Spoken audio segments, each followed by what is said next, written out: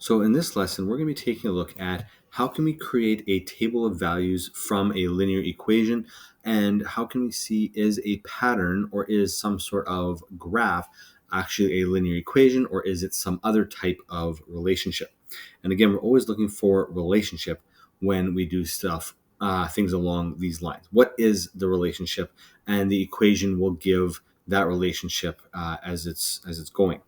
So, first of all, what we need to know is that an equation can be used to determine different points which make up the relationship. X will usually represent which number in the order we're starting with. So is it number 1, 2, 3, 4? And then the Y value is going to represent what is the value of that number in the pattern. So as the pattern is going up by something, right, those numbers are going to change. Or if it's going down by something, those numbers are going to change. Now, these relationships are linear, okay, and that's a key word we're going to look at today is linear, if the pattern increases or decreases by the same amount each time. So are we going up by 2 each time, or are we going down by 6 each time? If that is happening, then we have what's called a linear relationship, and it is described by what's called a linear equation. There are other types of relationships as well, which we're not really going to get into in this lesson here. We're not really going to look at in grade 9 in general. Those will be as you move up into grade 10, 11, 12. You look at different types of relationships that can happen as well. So what we're going to look at today is how can we use an equation to fill a table of values. And this table of values is going to be what we call like an XY table. So we're going to have some values of X, and then we're going to use them to figure out the values of Y as well. So let's give 5 points which fulfill the relationship Y equals 2 times X. Now, when we see that 2x, it represents 2 times x. And so whatever our value of x is, our value of y will be 2 times that number.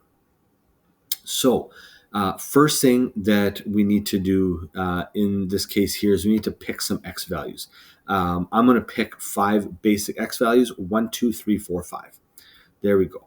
The x values that you choose are completely arbitrary on your point, on your side. I'm going to give you some examples of what would be very nice x values to use, which could be helpful x values to use.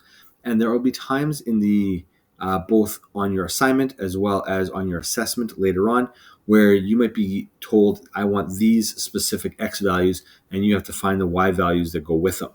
So, and again, I'll kind of explain some of that to you as we go through. The most simple and straightforward of the x values is 1, 2, 3, 4, 5. And so what we're going to do is we need to try to figure out now, given a value of x, what is its corresponding value of y? And so let's start with the first one. If x is 1, what is our y value going to be? Well, 2 times 1 is 2. So in other words, our y value must be 2. Okay? That's how we find our y value. Our next one, well, 2 times 2 is 4, so our y value must be 4. Okay? And then we keep on going. 3 times 2 is 6, and 4 times 2 is 8, and 5 times 2 is 10, and so on and so forth. So we can keep going with x values and figure out what our y value is that fulfills this relationship. And it's important that we're looking at what numbers fulfill the relationship. And that's what makes it work. So that is one way of doing it. Now you'll notice that our x value is being multiplied by 2, okay, which means that our y value goes up by 2 every time, right? 2, 4, 6, 8, 10. It's going up by 2 each and every time. Now, there's a different set of 5 values that I sometimes like to use as well. And these are these ones, -4, -2, 0, 2, and 4, which might seem a little bit weird. Now, I'll show you another grouping of 5 that I like to use as well going forward. But for now, I'm going to look at these ones right here. The reason I use these 5 numbers here is there are some negatives, there's some positives, and 0 is in there as well. And sometimes the negative numbers and positive values of x change the way that the equation looks or with the way the pattern goes. So I like to use positives and negatives when I am going through this. And there will be questions where I specifically ask you to use these 5 numbers for x, and you have to find the corresponding y values. So let's go through it again. Well, what is 2 times negative 4? Well, it's negative 8. What is 2 times negative 2? Negative 4. What is 2 times 0? It's 0. And then again, 2 times 2 is 4, and 2 times 4 is 8. So these give us, again, another indication as to what our y values could be and how our pattern is in fact changing. Now, what you'll notice here is that the y values are going up by 4 each time, but that's only because the x values are going up by 2 each time. So we're kind of skipping some values along the way. These are some values I like to give you sometimes for x, but there are other negative and positive patterns that we could look at going forward as well. All right, let's look at some more examples. Now, these are examples where I would normally have you on the board. So for these examples, if you want to pause the video kind of during each example, I'll kind of mention a pause point. If you don't pause, I'm just going to continue straight on talking. But if you pause it, you can come up with a pattern, come up with the points, and then we'll see what mine look like afterwards. So for the first one here, we have the equation y equals 3x minus 2. So this would be an equation, okay? Now we need to have some x values. So I'm going to use these x values right here, which might look a little bit different to you. I'm using negative 2, negative 1, 0, 1, 2. They go up by ones. They have negatives. They have positives. They have 0 in there, which is why I like to use them. So here's our 5 values of x. Now, what are our 5 values of y? So, first of all, 3 times negative 2, negative 6, minus 2, negative 8. 3 times negative 1, negative 3, minus 2, negative 5.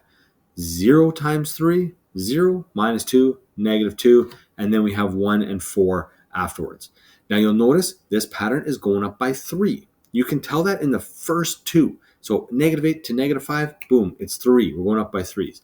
You can also look at the equation and notice that the number being multiplied to x is 3, which means that when x is going up by 1, the y value is going to go up by 3 each and every time. Let's try another one. Gladly pause the video here and then come back and we'll look at the assignment or the pattern that we're forming. All right, so we're back here now. Again, your choice of x's is completely up to you. If you want to use 1, 2, 3, 4, 5, go for it. If you want to do negative 4, negative 2, 0, net 2, 4, go for it. I'm again going to use negative 2, negative 1, 0, 1, 2. So I'm going to use these 5 values for x, and then we're going to come up with our values for y. So here we have a negative a negative coefficient in front of x, which means that we're going to be going down by 4 each time. Okay, be aware of that. So when we find our first value, negative 2 times negative 4 is 8, positive 8, plus 12 is 20. So we have a big value, which is okay. It's totally fine. The second one, if you look at this, you already know it should be going down by 4. So negative 1 times negative 4 is positive 4, plus 12 is 16. Is that going down by 4? Yeah, for sure it is. And we can keep on going with this. As we keep on going, it's going to be going down by 4 each time, and our numbers keep getting smaller and smaller for y as the x starts to go up and up. Coming up with these patterns, it's important that we find values of x that work, which is really any value. I like ones around 0 because they're easier. They're not really hard. We could always use like 50, 100, 150, 200, 250, but then the numbers just get crazy big. And if we go up by ones with the x's, then the y's are going to go up by the pattern as well. Now, let's take a look at some other examples here as well. So here I've given you a table of values. And the question is, does this pattern that you see in the table of values represent a linear relationship? Well, first of all, look at the x's. X is going up by 1 each time. Okay, that means that x is linear. It's going up by 1. And so that's the first thing to take a look at. Second, look at the y value. What's y changing by? Well, it's going up by 6 as well. So that tells us that, yes, it is linear. But why? Well, exactly what I just mentioned in that last example there. The pattern increases by 6 each time. Okay, so it's going up by 6 every single time. And so that means that it is, in fact, linear. Okay, and that's what we're going to go off of. Okay, let's look at another example. Okay, gladly pause the video here. Make a decision. Is it linear? Is it not? All right, now we're back here. Is it linear? Is it not? Let's first look at what is x changing by each time. Well, x is going down by 2 each time, and that's okay. Okay, it's doing the same thing every single time, which is important when it's linear. That means x and y have to be changing by the same value each time, and x is going down by 2, and if we look at y, y is going up by 6 every time. So, what does that tell us? Yes, it is a linear relation. Why? Because as x is decreasing by 2 each time, y is increasing by 6. That tells us that it's linear. It's following a pattern. What about this one? Does this one follow a pattern? Pause. Take a look at yourself. Welcome back. What did you say? Yes or no? I hope you said no. Why did you say no? Well, let's look at the x value. X is going up by 1 each time. That's good. That means it could be linear. Look at the y. Y is going up by something different each time. The first one goes up by 7, then 9, then 11, then 13. Yeah. Okay. So the y value is not increasing by the same value each time. It's changing. Okay. This is in fact a quadratic relationship, which we're not going to get into here in grade 9. But it's important that we understand that this is not linear. Okay, because the x and y values are not increasing or decreasing by a consistent amount each time. X is, yes, that's good, but the y value is not, and that is bad. All right, what about this one? Here we have a graph. Is it linear? Pause, discuss, and come back. Is this linear? I hope you said yes. Why is it linear? So here we have a graph, and we can look at a graph and we can plot some points on a graph, and we can look and see, is some pattern linear? This one is. Why? Well, the graph is a straight line. If a graph is a straight line, it is linear. Every single linear pattern that we get is going to be a straight line every single time. What about this one? Is it linear? Pause, discuss. Welcome back. Is this linear? I sure hope you said no. You betcha. It is not linear. This is, again, like I mentioned before, it's a quadratic. Okay, you do not have to know what a quadratic looks like. It's okay. All you have to know is that this graph is not linear because it is curved.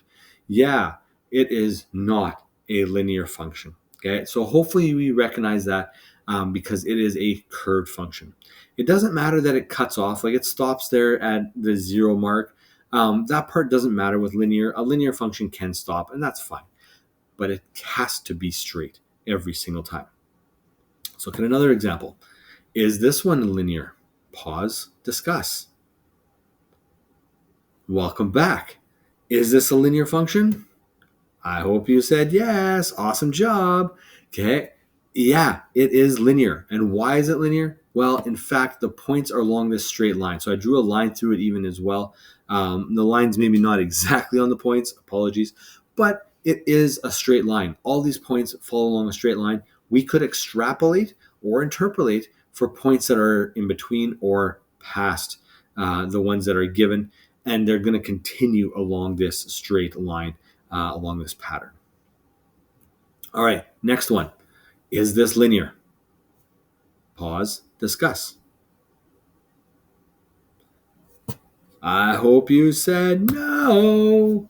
Yeah, it's not linear. Okay, why is it not linear? Well, in fact, these points make a V. Ew. This is what's called an absolute value function. Again, not going to have to worry about it in grade 9. This is something for later on. It is not a linear function, as yes, they are straight lines, but they are two straight lines which go in opposite directions or not opposite, but in different directions. And so this is not a linear function. Okay, this is an absolute value function. Again, you're not going to have to worry about that. Looking at a graph, you should be able to tell if something is linear or not by if it is a singular straight line. Let's move on to something different here. Let's plot these points on a labeled grid. We've done a little bit of this in the past, so you should have seen it before, but let's plot it out. Now, when you're doing it, I would have had you do it on the boards and create a graph and then do your best to plot them as best as possible. If you're given a question like this on an assignment, make sure that you draw a graph as neatly as possible in order to plot out our points. For this one here, I'm just going to show you on this nicely labeled graph. Now, I'm missing my arrows, and I should have arrows on the X and Y axis. I should have my X and Y axis labeled. Apologies on that. Make sure you have that done. I'll make sure to have it done next time as well. But when we plot it out, remember that the first number is the X value. The second number is the Y value. So on the first one here, we're going to have the point 2, 2. Well, we go to 2 on the X. Okay, and then we go up to 2 on the Y. And looking at this, you should have that point right there. Hopefully you've got that point. Yeah, got it. We know where it is. Awesome. Okay, so that's the point 2, 2. The second one, 4, -5. Now, I'm going to apologize. This is actually going to be covered up by my face on this one. So you get my face, but you don't get the point. It's going to be way at the bottom there. You can kind of see where it's labeled. It's below. Okay, hopefully you're able to recognize that it's +4, -5 is where this one is going to be. Third point, -1, -3 is down here. Okay, they're both in the negatives. Our fourth point is on the x-axis, so it's where the y value is 0, -3, 0. And then the last point is on the y-axis. It's at 0, -2. It's right there. Now, here's my question. Do these points follow a linear relation? No, they don't. Good. Yeah, they do not follow a linear relation. They're not in a straight line. They're kind of sporadic. They're all over the place. Okay, they don't follow a linear relation. So make sure that you can explain that. Make sure you understand why it's not linear. And if the points are along a straight line, then it is, in fact, linear. Thank you for watching, and all the best as you move on to the assignment.